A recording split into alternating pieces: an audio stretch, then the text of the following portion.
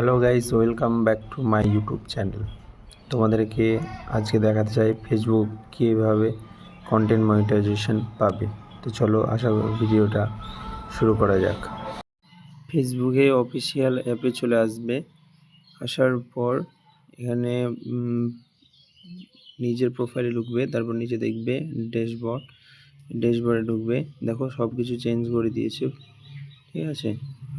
তো এখানে রিফ্রেশ করে নিলাম, ঠিক আছে। এবার নিচ দিকে চলে আসবে, এখানে চলে আসবে মনিটাইজেশন অপশানে চলে আসবে। দেখো এখানে প্রথমে ছিল যে 29,300 ভিউ লাগবে আর 17,800 ওয়াচ টাইম লাগবে, ঠিক আছে।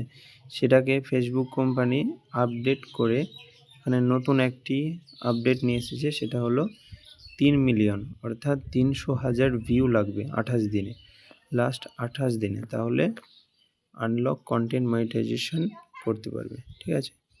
তারপর দেখো যে you will receive an invitation to content monetization if you rich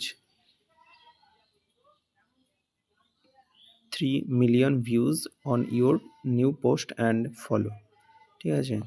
এখানে 3 মিলিয়ন ভিউ লাগবে, তাহলে তোমরা সেই পেজ থেকে কন্টেন্ট মনিটাইজেশন আনলক করতে পারবে। তারা রিভিউ করবে, তারপর তোমাকে নোটিফিকেশন দেবে। তো আশা করি ভিডিওটা ভালো লাগলে অবশ্যই চ্যানেলটি সাবস্ক্রাইব করে দিও।